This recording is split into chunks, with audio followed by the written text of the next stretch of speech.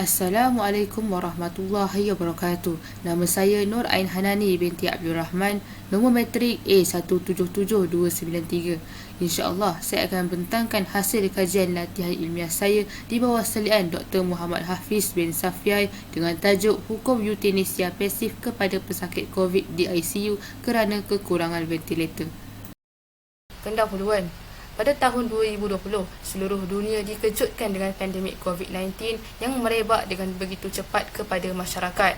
Pandemik ini telah mendatangkan kesan yang amat besar kepada seluruh dunia. Ramai ahli keluarga diuji dengan kematian ahli keluarga yang tersayang akibat pandemik ini. Penyebaran virus yang sangat pantas ini menyebabkan peratusan pesakit COVID-19 meningkat saban hari. Setiap hari, ribuan kes direkodkan di Malaysia. Hospital juga telah kekurangan katil dan alatan untuk menampung dan merawat ribuan pesakit yang datang setiap hari. Selaras dengan pertambahan bilangan pesakit ke hospital saban hari, doktor di Malaysia terpaksa memilih pesakit mana untuk diselamatkan kerana alatan dan katil yang ada di hospital tidak dapat menampung kebanjiran pesakit COVID-19 yang datang setiap hari. Ada pesakit yang terpaksa dibiarkan tanpa bantuan ventilator kerana terpaksa mengutamakan alatan itu kepada pesakit yang mempunyai harapan yang tinggi untuk sembuh. Secara tidak langsung, doktor di Malaysia telah mengamalkan euthanasia pasif kepada para pesakit atas dasar keterpaksaan. Keputusan untuk memilih pesakit mana yang lebih berhak diberikan alat bantuan pernafasan bukan sesuatu yang mudah. Dan pengamal perubatan seringkali berada di dalam dilema etika. Mereka tersepit di antara tanggungjawab merawat dan menyelamatkan pesakit dan menggunakan sumber perubatan yang terhad dengan bijak dan saksama. Seterusnya kita masuk kepada permasalahan kajian. Permasalahan kajian yang pertama adalah berlakunya percanggahan hak dalam konteks menamatkan hayat. Percanggahan hak yang dimaksudkan dalam konteks euthanasia adalah apabila urusan mengambil nyawa dan mempercepatkan kematian pesakit ditentukan oleh tangan manusia sendiri. Ia menjelaskan tentang pertembungan hak antara manusia dengan Allah Subhanahu Wa Taala. Hal ini kerana dalam prinsip Islam, nyawa manusia merupakan milik Allah dan hak mutlaknya. Ini berdasarkan firman Allah dalam surah Al-Imran ayat 145. A'udzubillahi minasyaitonirrajim. Wa ma kana li nafsin an tamuta illa biidznillah kitaban muajjal. Yang bermaksud, dan setiap yang bernyawa tidak akan mati kecuali dengan izin Allah sebagai ketetapan yang telah ditentukan olehnya. Permasalahan kajian yang kedua adalah hukum melaksanakan euthanasia pasif kepada pesakit COVID tanpa keizinan keluarga kerana kekurangan alat bantuan hayat. Aplikasi euthanasia pasif semasa COVID-19 bertentangan dengan cara pelaksanaannya. Euthanasia pasif sepatutnya dilakukan setelah mendapat keizinan daripada keluarga pesakit. Dalam hal COVID ini, sudah tentu ahli keluarga pesakit mengkehendaki ahli keluarganya itu diberikan alat bantuan hayat jika diperlukan. Tapi para doktor tetap tidak memberikannya kerana alatan tidak mencukupi. Seterusnya, hukum euthanasia pasif kepada pesakit COVID kerana kekurangan alat berdasarkan kaedah fiqh.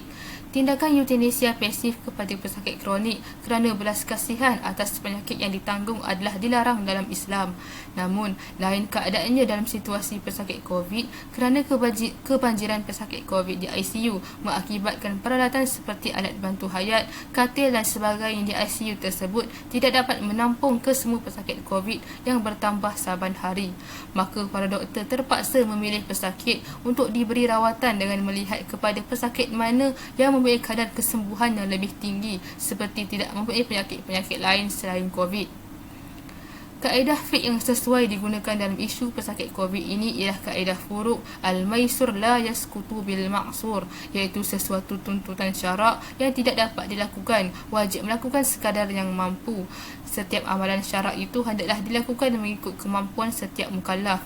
Justru, suatu amalan atau pelaksanaan itu akan menjadi gugur sekiranya ia benar-benar sukar untuk dilaksanakan.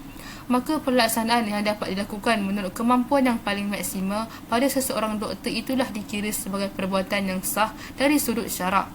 Tiada khilaf antara ulama' berkenaan buat sekadar yang mampu kerana ia merupakan prinsip asas syarak. Syarak tidak akan memberi pembalasan kepada orang yang tidak mampu.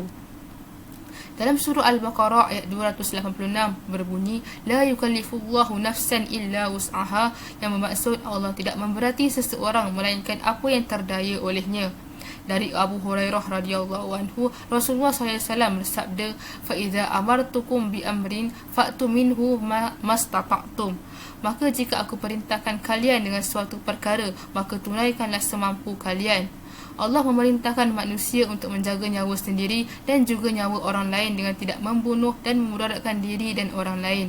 Namun, para doktor mempunyai limitasi untuk merawat kesemua pesakit COVID kerana terbatasnya kemampuan mereka untuk menyelamatkan semua pesakit. Maka para doktor hanya diwajibkan memberi rawatan kepada pesakit COVID berdasarkan kemampuannya dan tidak akan dibebankan atas apa yang di luar kemampuannya.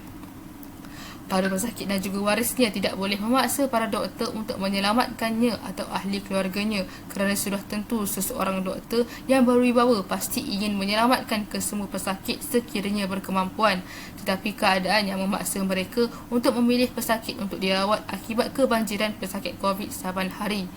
Para doktor juga tidak dianggap berdosa kerana tidak memberikan rawatan kepada pesakit yang tidak dipilih oleh mereka dalam situasi terpaksa. Daripada hadis, Rufi'a an ummati al-khata' wa nisyan wa ma istaqrahu alaih. Apabila seseorang tidak dipertanggungan atas apa yang berada di luar kemampuannya, maka ini juga bermaksud para doktor tidak akan dikenakan sebarang pampasan atau liability daripada pesakit atau warisnya kerana tidak memilihnya atau warisnya untuk dirawat. Oleh itu, hukum pelaksanaan euthanasia pasif kepada pesakit COVID kerana terpaksa memilih pesakit mana untuk diberi rawatan kerana kekurangan alat adalah harus. Kesimpulannya, secara asasnya manusia tiada hak untuk membunuh atau menamatkan hayat orang lain walau dengan apa cara sekalipun kerana ia merupakan hak Allah SWT semata-mata. Namun, terdapat sesetengah pesakit di ICU yang mengharuskan pakar perubatan untuk mencabut alat bantu hayat daripadanya. Walau bagaimanapun, kebenaran yang diberikan kepada pakar perubatan untuk mencabut alat bantu hayat itu tidak boleh dilakukan dengan sewenang-wenangnya dan mengikut sesuka hati sahaja.